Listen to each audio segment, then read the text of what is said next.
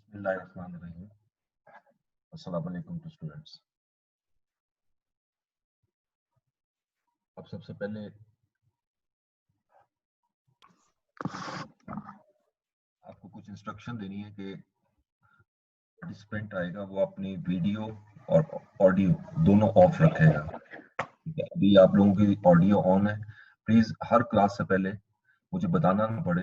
आप Ahmed Abbas subject Ahmed Abbas Mohammad Hamza audio off करें please.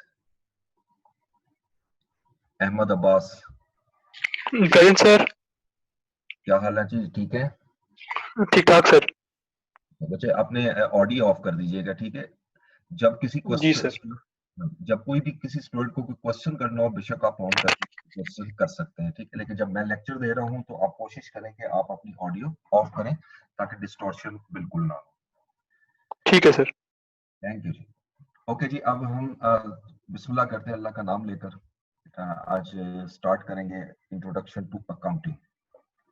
आप में से मोस्टली स्टूडेंट ऐसे होते हैं जो कि एफएससी बैकग्राउंड से आते हैं और इस सब्जेक्ट से फेमिलियर नहीं होते, तो इसलिए बड़े केयरफुली देखना है। मैं कोशिश करूंगा स्लो चलूं, लेकिन जहां पर जिस स्टूडेंट को जो पॉइंट समझ नहीं आया आप माइक ऑन करके मुझसे क्वेश्चन कर सकते हैं ड्यूरिंग द लेक्चर भी, ठीक है। क्योंकि आप फेस टू फेस हो तो और चीज होती है, लेकिन चूंकि ऑनलाइन है, अब मेरा काम है कि मैं लेक्चर डिलीवर करूं, आप लोगों का काम है कि आप उसको अंडरस्टैंड करें, और जहां प्रॉब्लम आ रही है आप बेशक मुझे वहीं पर ऑन करके कहें कि सर इस चीज को जरा दोबारा एक्सप्लेन कर रहे हैं, ये चीज क्लियर नहीं हुई, ठीक है। तो बिस्मिल्लाहिर्रहमानिर्रहीम। इंट्रोडक्शन टू अकाउंटिंग बेसिकली एक बेसिक सब्जेक्ट है हमारा, जिसमें हम अकाउंटिंग की बेस पढ़ेंगे। और ये एक ऐसा सब्जेक्ट है आपका जो अब सीए में तो कम से कम आपकी जान नहीं छोड़ता, ठीक है। क्योंकि इससे आगे FR1 है, FR2 है, कॉस्ट है, फिर फाइनल में जाएंगे एडवांस फाइनेंशियल मैनेजमेंट अकाउंटिंग है, एडवांस फाइनेंशियल अकाउंटिंग है, यानी 6 अकाउंटिंग आपकी टोटल बनती है।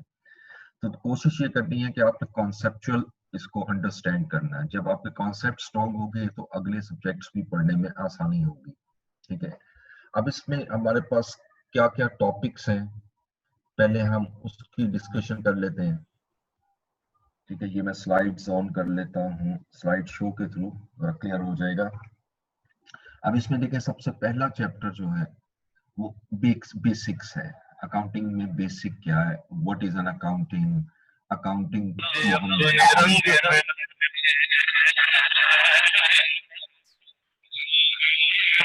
समीर अली, समीर अली माइक ऑफ करें।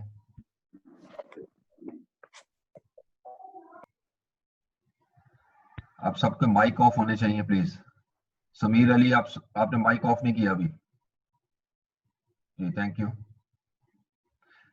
तो प्लीज आज आपके लोगों की पहली क्लास है, शायद आइडिया नहीं है, लेकिन प्लीज कोशिश ये करें कि माइक सबके ऑफ हो। ऑडियो ऑफ होंगी तो डिस्टर्बेंस नहीं होगी। तो मैं बता रहा था कि पहले चैप्टर में हम डिस्कस करेंगे कि अकाउंटिंग क्या है, ठीक है, अकाउंटिंग किन सिचुएशन में अप्लाई होती है, उसके अलावा अकाउंटिंग के बेसिक रूल्स क्या है, देन फिर अकाउंटिंग टर्मिनोलॉजीज क्या है। ये याद रखिएगा, अकाउंटिंग इज अ लैंग्वेज, ये हमारी एक लैंग्वेज है।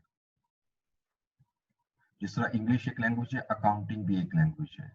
अगर कोई ऐसा वर्ड जिसका इंग्लिश में मीनिंग कुछ और होगा, हो सकता है उसका अकाउंटिंग में हमारा मीनिंग कुछ और हो, ठीक है। अच्छा, एक स्टूडेंट ने कहा जी कि आपकी आवाज नहीं आ रही, तो ये आपका अपना प्रॉब्लम हो सकता है, यहाँ से तो मुझे कोई प्रॉब्लम नहीं है, ठीक है। तो आप अपना इंटरनेट चेक करें, एग्जिट करके दोबारा इन हो, शायद आपका हो जाए ठीक। अच्छा, उसके बाद थर्ड फिर हम डिस्कस करेंगे अकाउंटिंग इक्वेशन क्या होती है। उसके बाद फिर डबल एंट्री अकाउंटिंग सिस्टम, तो ये पूरा एक सिस्टम होता है जिसको हम डबल एंट्री अकाउंटिंग सिस्टम कहते हैं। फिर उसके बाद एक स्पेशल अकाउंटिंग सिस्टम होता है जिसको हम प्राइम बुक्स कहते हैं। उसके बाद ये दो आपके IAS लिखे हुए हैं, इसको हम कहते हैं international accounting standards, international accounting standards. ये जो हम अकाउंटिंग पढ़ रहे हैं, ये सारी इंटरनेशनल अकाउंटिंग स्टैंडर्ड पर बेस करती है, और ये एक नंबर्स होते हैं स्पेसिफिक, जैसे इसके साथ 16 लिखा है, इसके साथ 2 लिखा है। ये स्पेसिफिकली अब डील करता है प्रॉपर्टी प्लांट एंड इक्विपमेंट के रूल से, ये डील करता है इन्वेंट्रीज के रूल से। तो ये आहिस्ता आहिस्ता आप सीखेंगे। अभी तो खैर हमने बिल्कुल स्टार्ट दिया, आपको शायद ये आइडिया ना हो, लेकिन ये मैं सिर्फ लिख रहा हूँ इंटरनेशनल अकाउंटिंग स्टैंडर्ड्स। उसके बाद एक चैप्टर हमारा आएगा, चैप्टर नंबर 8, जिसमें हम बैड एंड डाउटफुल डेट्स को डिस्कस करेंगे कि उसको हमने अकाउंटिंग में कैसे ट्रीट करना है। उसके बाद फिर एक चैप्टर 9 जो है वो अक्रूवल एंड प्री पेमेंट्स के मुतालिक है। चैप्टर 10 करेक्शन ऑफ एरर्स, ठीक है, कि अगर अकाउंटिंग में एरर्स हो जाए तो उसको करेक्ट करने का क्या तरीकाकार होता है। फिर एक चैप्टर होता है बैंक रिकंसिलिएशन, कि आप अपने बैलेंस को कैसे रिकंसाइल करेंगे। फिर फाइनेंशियल स्टेटमेंट्स, और फिर देन फाइनली हम डिस्कस करेंगे पार्टनरशिप अकाउंट्स, ठीक है। ये टोटल 13 आपके चैप्टर्स बनते हैं आपके बुक के मुताबिक। अच्छा, अब इनको स्टडी कहाँ से किया जाए, कौन सी बुक आपको रिकमेंड करूंगा मैं, वो जरा देख लेते हैं। लेकिन इससे पहले हम थोड़ा सा पास्ट पेपर एनालिसिस देखते हैं। पास्ट पेपर एनालिसिस हमारा सितंबर 14 से मार्च 2020, जब से कैप शुरू हुआ है आपका, ठीक है। तो ये इसमें हमारे पास अब देखें मुख्तलिफ आपको मैंने ये दिए हुए, इसमें बेसिकली ये जो लिखे हुए ये मार्क्स हैं, ठीक है। ये टॉपिक है और ये उसके मार्क्स हैं।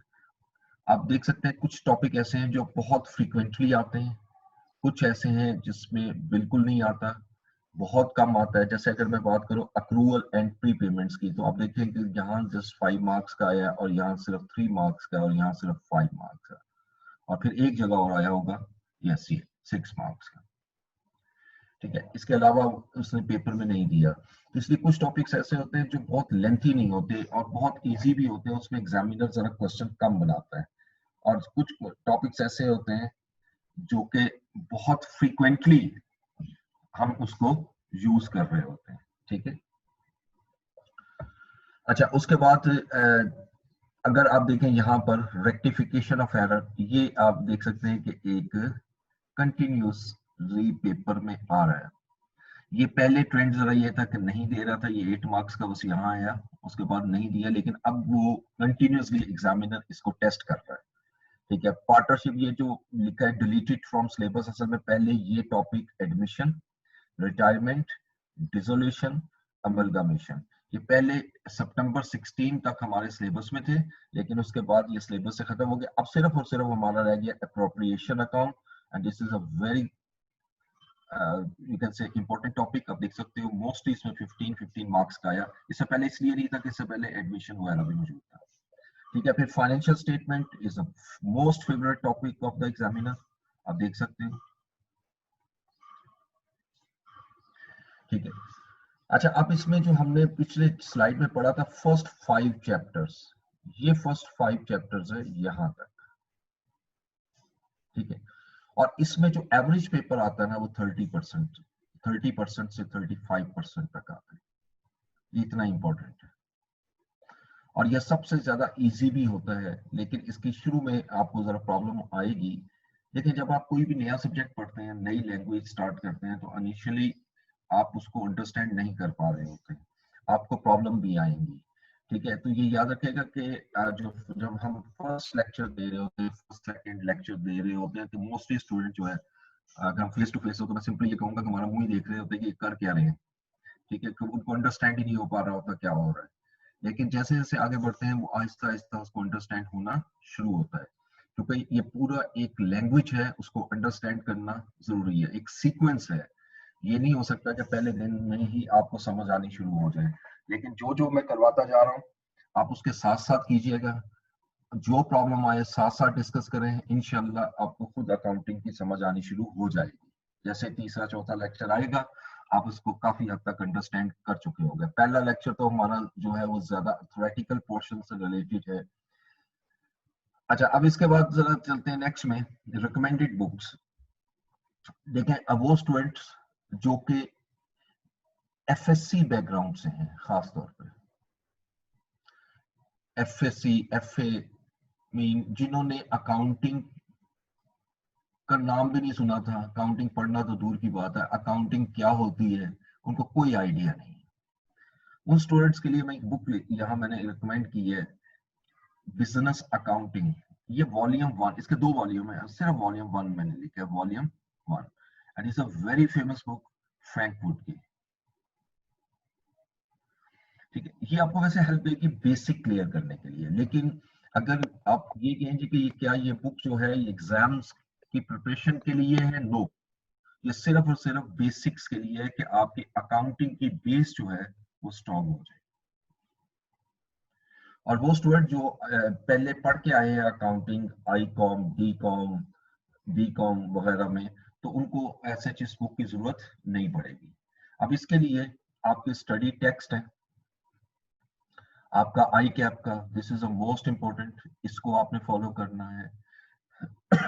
Practice makes a man perfect, same यही जो हमारी स्टेटमेंट है ये अकाउंटिंग में ट्रू है। अकाउंटिंग में सक्सेसफुल होने के लिए हमें प्रैक्टिस करनी पड़ेगी। अब प्रैक्टिस के लिए कहां से क्वेश्चन लाएं, इसके सबसे बेस्ट बुक जो है वो आई कैप की अपनी क्वेश्चन बैंक है। ठीक है, इसके अलावा कुछ क्वेश्चंस जो हैं वो मैं अपने दूंगा आपको, मेरा अपना क्वेश्चन बैंक है, ये वहां से जैसे जैसे टॉपिक आएंगे मैं साथ साथ दूंगा, कुछ असाइनमेंट दूंगा वो साथ साथ करनी है आपने, और उसको हम डिस्कस करते रहेंगे। ठीक है, इसके अलावा भी अगर कोई आप बुक यूज करना चाहिए, जैसे कोई स्टूडेंट जो है वो राइस की बुक ले लेते हैं, इवन राइस की बुक में मिस्टेक्स बहुत हैं लेकिन सोल्यूशन में खास तौर पे, तो इसलिए क्वेश्चन की हद तक तो इट्स ओके, मुझे कोई इतराज नहीं है क्वेश्चन की हद तक, लेकिन सोल्यूशन को बहुत केयरफुली देखना है क्योंकि इसमें बहुत ज्यादा मिस्टेक्स हैं और इसको करेक्ट नहीं किया गया। अभी नया एडिशन मैंने नहीं देखा जो अभी आया है या नहीं आया, मुझे नहीं मालूम उसमें ये ठीक है या नहीं। तो ये बुक्स जो है ये आपके पास होनी चाहिए। अच्छा अब ये आप चूंकि अभी बुक्स आपके पास हार्ड फॉर्म में तो नहीं होंगी, लेकिन आप इसको डाउनलोड कर सकते हो फ्रॉम आई कैप वेबसाइट। अपने लॉगिन में जाएं, आप वेबसाइट पे जाए, आई कैप की वेबसाइट से ये बुक्स दोनों डाउनलोड कर लें। स्टडी टेक्स्ट भी आप इस पर डाउनलोड कर सकते हैं और इसके अलावा उसका क्वेश्चन बैंक भी आई कैप का वहीं से डाउनलोड हो जाएगा, जो बुक है। ठीक है, कैप 1, तो बुक्स आपके पास होनी चाहिए। अच्छा अब जिस वक्त मैं अकाउंटिंग स्टार्ट करता हूं तो थोड़ा सा तरीकाकार समझना जरूरी है। ये जो फर्स्ट 5 चैप्टर्स की हमने बात की थी ये इंटरलिंक्ड है। ठीक है, यानी आपकी ये जो पहले 5 चैप्टर है ये इस तरह इंटरलिंक है कि इसी से आपकी हर चीज कैलकुलेट होगी। तो इसमें आपने, मेरा जो सीक्वेंस होता है वो ये होता है कि जिस वक्त मैं स्टार्ट लेता हूँ और जब मैं आपको कहूंगा कि जी यहां से लेकर मैं एंड कर चुका हूं, ठीक है, तो आप देखेंगे कि मैं पूरे 5 चैप्टर खत्म कर चुका हूँ, लेकिन मैं चैप्टर वाइज सीक्वेंस नहीं लेके चल रहा होता। ठीक है, हमें अकाउंटिंग की बेस को क्लियर करना पड़ता है। हमें मालूम होना चाहिए कि अकाउंटिंग में डेबिट क्या होता है, क्रेडिट क्या है। ये बेसिकली दो वर्ड्स हैं जिस पर पूरी की पूरी अकाउंटिंग जो है वो हमारी बेस करेगी, डेबिट और क्रेडिट। ठीक है, तो इसलिए जब आपको मैं कहूंगा कि ये 5 चैप्टर कंप्लीट हो गए हैं, देन ओपन द बुक और बुक से आप पढ़ें। लेकिन इससे पहले आप बुक से नहीं भी पढ़ेंगे तो कोई प्रॉब्लम नहीं है। जितने मैं आपको आज डिस्कस करेंगे, जिस लेक्चर में जितना डिस्कस करेंगे उस उतना आपने साथ साथ मेरे से डिस्कस करते रहना। उन्हीं चैप्टर्स को, उन्हीं चीजों को आपने नोट डाउन करना है, ये जो मैं आज लिखवाऊंगा। ठीक है जी, तो आप स्टार्ट करते हैं। तो हमारा सबसे पहला जो स्टार्ट है वो है किससे, बिजनेस से। बिजनेस क्या होता है? ठीक है, general phenomena, what is a business. Normally हर बंदे को मालूम है जी कि बिजनेस हर वो एक्टिविटी है जिससे हम प्रॉफिट अर्न करते हैं। हम इसलिए बिजनेस करते हैं कि प्रॉफिट हो। ठीक है, अगर डेफिनेशन में देखें तो इसकी पहला वर्ड जो है legal activity. Legal is most important. यानी इट मींस अगर एक पर्सन बिजनेस कर रहा है, चले मैं वर्ड अभी बिजनेस लगा रहा हूं लेकिन ये बिजनेस है नहीं, और उसकी इंटेंशन क्या है कि जो सिर्फ प्रॉफिट अर्न करना है, और वो प्रॉफिट अर्न कर रहा है थ्रू स्मगलिंग। वो स्मगल करता है डिफरेंट गुड्स और स्मगल करके वो सेल करता है मार्केट में, तो वो भी तो प्रॉफिट अर्न कर रहा है। ठीक है, तो कैन आई से कि जी प्रॉफिट अर्न कर रहा है कि इट इज अ बिजनेस। इसके लिए शर्त क्या है कि बिजनेस तभी होगा जब एक्टिविटी जो है वो इलीगल ना हो। It is a illegal activity, और जब ये इलीगल एक्टिविटी है तो we can't say it is a business. तो बिजनेस के लिए पहली चीज मैंने आपको एक्सप्लेन की, एनी लीगल एक्टिविटी। और दूसरा लफ्ज बड़ी इंटरेस्टिंग, एक्टिविटी। ठीक है, activity mean, it doesn't mean कि बिजनेस के पास ऑफिस हो। इसका मीनिंग मैं समझाने के लिए आपको कर रहा हूँ। वो तो है ही बिजनेस, आपकी शॉप हो। अभी आप देखिए एक स्ट्रीट हॉकर है, ये मैंने एग्जांपल में भी लिखा, स्ट्रीट हॉकर। स्ट्रीट हॉकर जो है वो आता है, वेजिटेबल्स बाय करता है या फ्रूट्स बाय करता है फ्रॉम मार्केट, और वो सेल करता है डोर टू डोर। वो डोर टू डोर आता है और सेल करता है। ऐसा वो क्यों कर रहा है? Number one, to earn profit. इसकी इंटेंशन क्या है कि उसने प्रॉफिट अर्न करना है।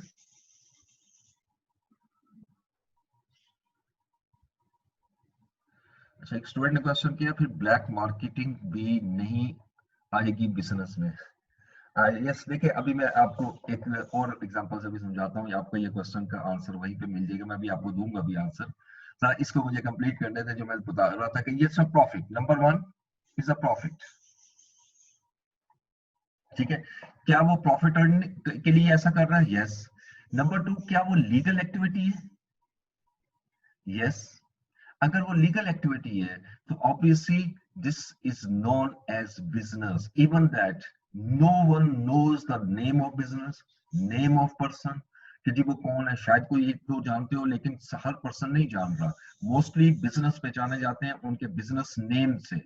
इवन बहुत से बिजनेस नेम ऐसे हैं जिसके मुतालिक हमें यही नहीं मालूम कि उसका ऑनर कौन है। ठीक है, लेकिन हम कहते हैं जी कि फलां कंपनी, फलां ब्रांड, लेकिन हमें नहीं मालूम कि उसका ऑनर कौन है। लेकिन वो लीगल बिजनेस कर रहे हैं, this is known as business. तो इसलिए इस चीज की जरूरत नहीं है हमें। हमें सिर्फ ये देखना है कि क्या वो लीगल एक्टिविटी है। इफ आंसर इज यस, क्या वो इस वजह से की जा रही है कि उससे प्रॉफिट अर्न करना है, undertaken with the intention of earning profit. क्या उसकी इंटेंशन प्रॉफिट अर्निंग है? यस। अगर ये दोनों कैरेक्टरिस्टिक फुलफिल हो रहे हैं, I can say this is a business. इसी को हम बिजनेस का नाम देंगे। अब अगर आए कि कुछ बिजनेसेस ऐसे हो रहे हैं जो कि लॉफुल हैं, लीगल हैं या नहीं, इसके लिए पहले लीगल को अंडरस्टैंड करना जरूरी है। ठीक है, वाइन बिजनेस जो कि अल्कोहल से रिलेट करता है, it is a legal, is it legal business और इलीगल बिजनेस? पहले तो इसको क्लियर करते हैं, लीगल और illegal. In some countries, it is a legal business, and in some countries, in few countries like Islamic countries, it is unlawful. तो legal का ये मतलब नहीं है कि इस्लामिक पॉइंट ऑफ व्यू से वो जायज है या नहीं। लीगल का मतलब हम यहाँ लेते हैं कि जिस कंट्री में आप बिजनेस कर रहे हैं, अगर उस कंट्री के अंदर उस एक्टिविटी को लीगल करार दे दिया जाए, उसको उसको बाकायदा लीगल स्टेटस हासिल हो, तो यस वो लीगल एक्टिविटी कंसिडर होगी। ठीक है। गैम्बलिंग, अगर ये अब जैसे कई यूरोपियन कंट्रीज में, अमेरिका में आपकी गैम्बलिंग जो है वो बाकायदा बार्स बने हुए हैं और उसके अंदर लीगल एक्टिविटी उसको डिक्लेयर किया है, they are paying taxes to the government. ठीक है, तो लिहाजा ये एक्टिविटी लीगल है और इसको भी अगर वो कोई बिजनेस कर रहा है तो it is a yes absolutely it is known as business. लेकिन अगर एक ऐसे कंट्री में, पाकिस्तान कंट्री में, gambling is not allowed, it is illegal business, अगर कोई ऐसा कर रहा है, गैम्बलिंग कर रहा है, इन ऑब्वियसली किस लिए कर रहा है, प्रॉफिट कमाने के लिए, तो it shall not be considered as a legal activity, and if it is not considered as a legal activity, we can't say it is a business, हम इसको बिजनेस नहीं कहेंगे। ठीक है। इसी तरह ब्लैक मार्केट की जो अभी आपने एग्जांपल दी, अच्छा अब इसमें दो किस्म की सिचुएशंस होती हैं। एक तो सिचुएशन होती है जैसे जो कि होर्डिंग से रिलेटेड होती है, जैसे जखीरा दोजी कर ली, उससे मार्केट को एक्सप्लॉइट कर दिया। This is not a business, it is just an action which is taken by someone in order to take advantage of the situation. यानी एक जब भी कोई सिचुएशन आती है, जैसे आजकल एक कोविड-19 की सिचुएशन है, अभी रमजान आ रहा है, जैसे ही रमजान आता है पाकिस्तान का एक ट्रेंड मालूम है, हमारी प्राइसेस फ्रूट्स की और बाकी जो वो तमाम चीजें जो कि हमारी रमजान में ज्यादा यूज होती हैं, वो प्राइसेस बढ़ जाती है। तो ये भी ब्लैक मार्केट की एक सिचुएशन है, लेकिन इसको आप बिजनेस से रिलेट इसलिए नहीं करते कि बिजनेस तो ओवरऑल चल रहा है, ये एक स्पेसिफिक एक्शन है जो कि लिया जाता है for the purpose of earning an extra profit. ठीक है, तो इसलिए इसको तो एक सेपरेट कीजिए। लेकिन दूसरी तरफ एक पूरी प्योर ब्लैक मार्केट स्टैंड कर रही होती है, और ये अनफॉर्चुनेटली पाकिस्तान में जिसको कहते हैं ना सरेआम काम करना, ये बिल्कुल हो रही है, लेकिन these are known as illegal businesses. ठीक है, इसको हम बिजनेस की डेफिनेशन में फॉलो नहीं करेंगे। Right, okay. ये माइक किसका ऑन है? सिकंदर आमिर, प्लीज माइक मुझे बार बार ना कहना पड़े। ठीक है, आप बिल्कुल ऑन तब करें जब आपने कोई क्वेश्चन करना है, उसमें मुझे कोई इतराज नहीं, वैसे ऑन नहीं कीजिएगा। तो अब बिजनेस के बाद बिजनेस की टाइप्स की तरफ जाते हैं। ठीक है जी, कि बिजनेस कितने किस्म के होते हैं, types of business. Normally business तीन टाइप के होते हैं। One is a sole tradership, जिसको सोल ओनरशिप भी कहते हैं, सोल प्रोप्राइटरशिप भी कहते हैं। सेकंड इज अ पार्टनरशिप, जो आगे जाके पढ़ेंगे हम।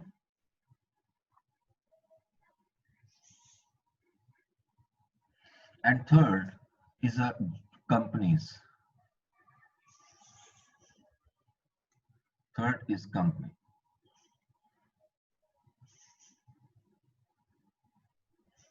अब इसमें आगे टाइप होती है वो बात का मसला है। ठीक है जी, सबसे पहले तो हम डिस्कस करेंगे what is a sole tradership. Sole tradership also known as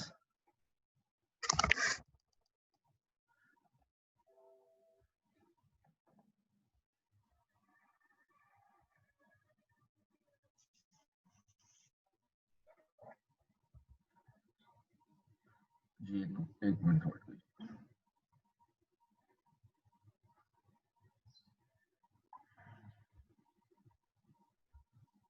ji. Students, मेरी आवाज आ रही है आपको? यस सर, आ रही है। ओके फाइन जी। तो मैं यही से आप स्टार्ट ले रहा हूँ, क्योंकि मुझे किसी ने मैसेज किया था कि मेरी शायद आवाज नहीं आ रही, तो इसलिए मैंने आपसे थोड़ा सा रुक के कहा। ओके जी, फाइन। तो सोल ट्रेडरशिप, सोल ट्रेडरशिप एक ऐसा बिजनेस है जो कि रन करता है एक सिंगल पर्सन, यानी एक ऑनर होता है, सिंगल पर्सन।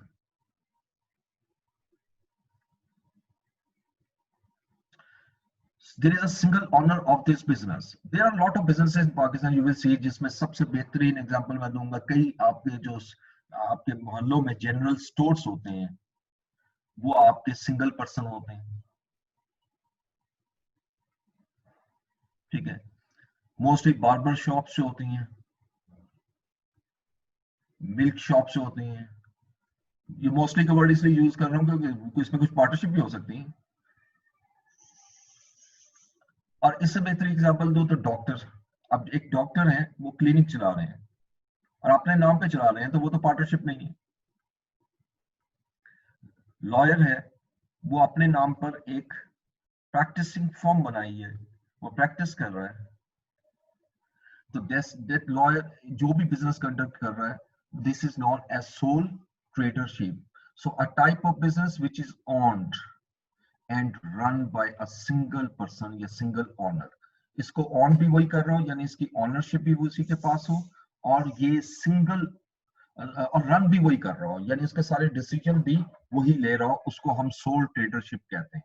अब इसके कुछ मेरिट्स और डिमेरिट डिस्कस करेंगे। कभी कभी पेपर में दे देता है एक 1 और 2 मार्क्स का, तो इसलिए 3 मेरिट और 3 डिमेरिट मैंने लिखे हैं। सबसे पहला मेरिट ये है कि all profit is enjoyed by the single person, ठीक है। यानी अगर इस बिजनेस को प्रॉफिट होता है तो as compare to other businesses जहां पर प्रॉफिट डिस्ट्रीब्यूट होता है अमंग डिफरेंट पीपल, यहां पर ऐसा नहीं है। सिर्फ प्रॉफिट, चूंकि एक ही ऑनर है, सिंगल ऑनर है, all the profit rest with the single person, यानी उसी ऑनर को मिलेगा। तो लिहाजा इस पॉइंट ऑफ व्यू से मैं कह सकता हूं कि वो ज्यादा प्रॉफिट एंजॉय करेगा, ठीक है। Number 2, secrets of the business. Secrets of business, this is most important. देखिए, जब मैं इसको अगर कंपेयर करूं पार्टनरशिप से, पार्टनरशिप में चूंकि एक से ज्यादा पर्सन है, जो अगली स्लाइड में हम पढ़ेंगे, एक से ज्यादा ऑनर होते हैं, और every owner knows the secrets of the business, there might be a chances of leaking the business secret information to the public. कुछ इंफॉर्मेशन ऐसी होती है बिजनेस की जो आप पब्लिक करते हो, खुद पब्लिक करते हो, और कुछ इंफॉर्मेशन ऐसी होती है जो सीक्रेट है। मिसाल के तौर पे आप किसी को ये नहीं बताएंगे ये प्रोडक्ट मैंने बाय कितने में की थी, इज अ बिजनेस सीक्रेट। या प्रोडक्शन में मेरी कॉस्ट कितनी आई है, mostly these are known as secret of business, ठीक है। आप अपने मेन कस्टमर्स किसी और को शो नहीं करेंगे, these are the secrets of the business. तो कई दफा वो सीक्रेट्स जो है वो आउट हो जाते हैं। तो याद रखिएगा कि सोल ट्रेडरशिप में सीक्रेट ऑफ बिजनेस जो है वो लाइज विथ सिंगल ऑनर। तो आपके सीक्रेट आउट होने के चांसेस नहीं होते, ठीक है। फिर थर्ड, इसका एडवांटेज लिखा है क्विक डिसीजन। यानी अब चूंकि अभी हमने पढ़ा है कि ये सिंगल ऑनर होता है, एक ही ऑनर है। जैसे मिस्टर ए है, उसने अपना बिजनेस स्टार्ट किया है, अब अगर उसे कोई डिसीजन लेना है तो उसको किसी और से पूछने की तो जरूरत नहीं है, बिकॉज उसको मालूम है कि इसका जितना भी प्रॉफिट हुआ या लॉस हुआ उसी को बेयर करना है। तो डिसीजन मेकिंग भी कौन कर रहा है, वही सिंगल ओनर। तो लिहाजा इस वजह से हम कहते हैं quick decisions will be taken. लेकिन अगर मैं इसको कंपेयर करूं for the time being partnership से, एक ऐसी पार्टनरशिप जिसमें 4 पार्टनर्स हैं और आपको एक डिसीजन लेना है, तो डिसीजन के लिए चारों का डिस्कशन करना जरूरी है। तो इसलिए वहां पर डिसीजन थोड़े से डिले हो जाते हैं, जबकि सोल ट्रेडरशिप का एडवांटेज ये होता है कि quick decision can be taken whenever they need it, जब उसको जरूरत होगी वो डिसीजन ले सकता है, ठीक है। अब आ जाए कुछ डीमेरिट्स। अच्छा, अब जिस तरह हमने पढ़ा था कि अगर बिजनेस का प्रॉफिट होगा तो सारा प्रॉफिट किसका है, ऑनर का। लेकिन अगर बिजनेस में लॉस हो गया तो लॉस भी तो किसका है, ऑनर का। So that is a disadvantage, losses shall be beared by a single owner. लेकिन अगर पार्टनरशिप हो और बिजनेस को लॉस हो रहा है, तो ऑब्वियसली वो लॉस जो है वो डिवाइड हो जाता है अमंग वेरियस पार्टनर्स। तो इसलिए एक एडवांटेज होता है पार्टनरशिप को as compare to soul tradership. और फिर सोल ट्रेडरशिप छोटा बिजनेस होता है। अगर कंपनी को, अगर बिजनेस को शुरू में, जैसे अक्सर हम अज्यूम करते हैं कि लॉसेस होते हैं, अगर उसको लॉसेस हो रहे हैं तो नेचुरली वो लॉसेस उसको बेयर करने पड़ेंगे। तो चूंकि एक सिंगल मेंबर है, उसकी लॉसेस बेयर करने की कैपेसिटी बहुत लॉन्ग पीरियड के लिए नहीं हो सकती, जबकि पार्टनरशिप में एक ज्यादा अरसे के लिए वो लॉस को एब्जॉर्ब कर सकते हैं। इस वजह से हम इसको डीमेरिट कहते हैं यहाँ पर। इसी तरीके से अगला पॉइंट बड़ा अहम है, अनलिमिटेड लाइबिलिटी। अब इस नाम से आपको शायद समझ में ना आए क्या लिखा अनलिमिटेड लाइबिलिटी, इसका मतलब क्या है। इसके लिए एक स्टेटमेंट मैं यहां लिख रहा हूं, unlimited liability in case of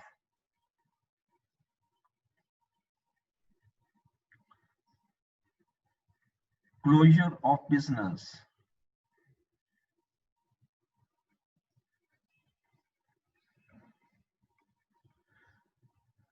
the owner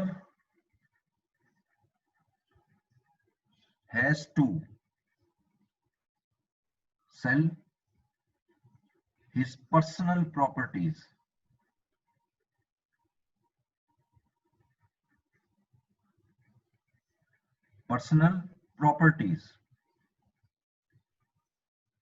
to meet business obligations.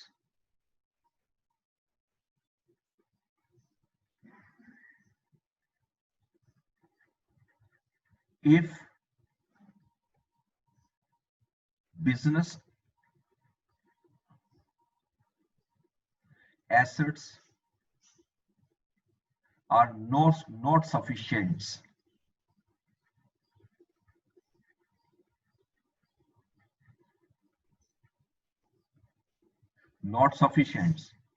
to discharge liabilities.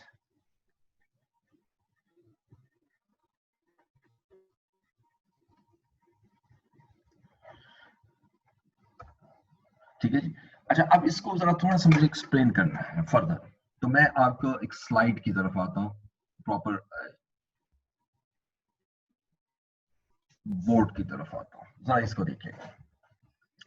देखिए, सपोज आप एक बिजनेस कंडक्ट कर रहे हैं, अब बिजनेस लॉसेस में जाता है, तो बिजनेस के कुछ एसेट्स होंगे, अज्यूम करते हैं जो उसके एसेट्स 200,000 के, और उसके अलावा उसकी जो लाइबिलिटीज इस वक्त हैं वो 170,000 की है।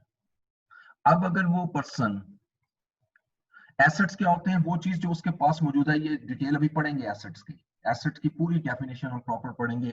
जैसे अब अभी इन शॉर्ट समझाने के लिए ये कह सकता हूँ, जैसे कोई भी आपका बिजनेस स्टार्ट करते हो, कोई कारोबार स्टार्ट करते हो, तो उसमें कुछ एसेट्स होते हैं, जैसे फर्नीचर है, गाड़ी है, मशीन है, वगैरह वगैरह, ये सब एसेट्स होते हैं। लाइबिलिटी इज वेरी सिंपल, हर वो अमाउंट जो आपने किसी को अदा करनी है, पे करनी है, वो लाइबिलिटीज होती है।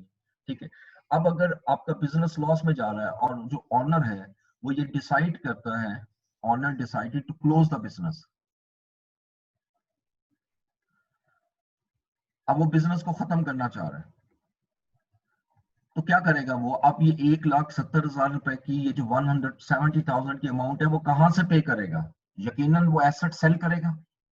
जब एसेट सेल करेगा तो जरूरी नहीं है कि 200,000 के एसेट 200 में सेल हो जाए, ये अक्सर कम अमाउंट में सेल होते हैं। अब सपोज ये सेल हुए 140,000 में, अच्छा अब उसकी लाइबिलिटीज कितनी है 170, तो ये कहां से पे करेगा, 140 तो ये पे कर देगा, लेकिन 30,000 कहां से पे करेगा। अब मैंने आपको अभी एक लाइन लिखी थी कि owner will have to sell his property, वो उसको अपनी प्रॉपर्टी भी बेचनी पड़ेगी, जिसको पर्सनल प्रॉपर्टीज कहते हैं, पर्सनल एसेट्स, उसको पर्सनल एसेट सेल करने पड़ेंगे to meet the business obligation. इस कॉन्सेप्ट को हम कहते हैं अनलिमिटेड लाइबिलिटी, यानी इसकी लाइबिलिटी अनलिमिटेड है। यानी अनलिमिटेड का मतलब उसको हमेशा देनी पड़ेगी, वो लाइबिलिटी कभी खत्म नहीं होगी। जबकि हम कंपनीज में पढ़ेंगे तो वो लिमिटेड होती है। ठीक है, लेकिन सोल ट्रेडरशिप में ये लिमिटेड लाइबिलिटी नहीं होती, ये अनलिमिटेड लाइबिलिटी होगी। ठीक है, मैं अब उसी स्लाइड में दोबारा आ रहा हूँ, दोबारा वही स्लाइड आपको साथ शेयर कर रहा हूँ जी। तो अब ये दोबारा वर्डिंग देखिएगा, in case of closure of the business the owner has to sell his personal properties to meet the business obligation, यानी उसको अपनी जायदादें भी बेचनी पड़ेंगी अपने बिजनेस की लायबिलिटी को पे करने के लिए, अगर बिजनेस के एसेट सफिशिएंट नहीं है उसकी लायबिलिटीज को डिस्चार्ज करने के लिए। अभी मैंने एक छोटी सी एग्जांपल से आपको इस चीज को क्लियर किया, ये इसका बहुत बड़ा डिसएडवांटेज है। थर्ड, डिसकंटिन्यूटी, यानी इस बिजनेस की लाइफ जो है वो लॉन्ग नहीं होती, क्योंकि इट इज मोस्टली यानी ये देखा भी गया है, ये बेस कर रहा होता है ऑनर की लाइफ पर। ठीक है, अब जैसे एक पर्सन है, उसने जनरल स्टोर ओपन किया, unfortunately the person dies after some period of time, तो क्या उसके लीगल रिप्रेजेंटेटिव उसको ऑन करेंगे? ऑब्वियसली उसका सन और डॉटर क्या उस बिजनेस को रन करेंगे? ये जरूरी नहीं है। समटाइम ये भी देखा गया है कि उसके सन और डॉटर में से कोई, मोस्टली सन में से कोई पर्सन जो है वो आगे बिजनेस को लेके चल रहा होता है, लेकिन ये भी होता है कि कई मतलब बिजनेस खत्म हो जाता है। लेकिन अगर एक मैं एग्जांपल दूं प्योरली डॉक्टर की, इफ द डॉक्टर रिटायर्स और if the doctor dies, what will be the status of the business? क्या उसके लीगल रिप्रेजेंटेटिव उसके सन और डॉटर इस बिजनेस को रन कर सकते हैं? The answer can be yes, if and only if the son or daughter is also a doctor, तभी रन कर सकते हैं, और या उनकी इंटेंशन भी हो रन करने की। इसलिए इसकी जो लाइफ है वो बहुत लंबे अरसे के लिए नहीं होती, not existed for a long period of time. ठीक है, एवरेज 5 ईयर, 10 ईयर, 15 ईयर्स के बाद ये बिजनेस जो है वो खत्म हो जाता है, ये लॉन्ग टर्म नहीं चल सकता। ठीक है, लेकिन दूसरी तरफ अगर कंपनीज की बात करें, अभी उसकी तरफ आएंगे, लेकिन एक पॉइंट यहाँ मैं बता दूं, कंपनीज की लाइफ बहुत ज्यादा होती है, बहुत ज्यादा। अब take a case of Yokohama tyres, Japanese company, इसको पूरा नाम है जो योकोहामा रबर को, ये टायर्स बनाती है और इसके टायर्स दुनिया के 10 टॉप टायर्स में शामिल होते हैं। अब ये कंपनी 1911 में बनी थी और आज 2020 है। ठीक है, मोर देन 100 ईयर्स इसको हो चुके हैं, 1990 में, sorry 1990, more than 100 years. Nestle more than 100 years. इस तरह बहुत सी कंपनीज ऐसी होती हैं जिनकी लाइफ बहुत ज्यादा होती है। ठीक है, अगर कोई एक पर्सन की डेथ हो जाती है, कोई पर्सन छोड़ जाता है, तो कंपनी के बिजनेस खत्म नहीं होता, बिजनेस आगे मूव करता रहता है। ठीक है, ये इसका बहुत एडवांटेज होता है कंपनीज का। लेकिन ऑन कॉन्ट्रेरी सोल ट्रेडरशिप में business long period of time के लिए ऑपरेट नहीं हो सकता। ठीक है जी, अब इससे नेक्स्ट स्लाइड की तरफ हम चलेंगे। सेकंड टाइप जो अभी मैंने बात की थी, पार्टनरशिप। ठीक है, पार्टनरशिप के मुतालिक पहली चीज याद रखिएगा कि पार्टनरशिप का बिजनेस पाकिस्तान के अंदर पार्टनरशिप एक्ट 1932 के थ्रू ऑपरेट होता है। ओके, अभी ये हमारा थोड़ा सा, मैं आपको एक नॉलेज के लिए एक चीज और बता दूं, आपसे शेयर कर लूं कि हमारा 45 मिनट का सेशन होता है, फिर ये ड्रॉप होता है।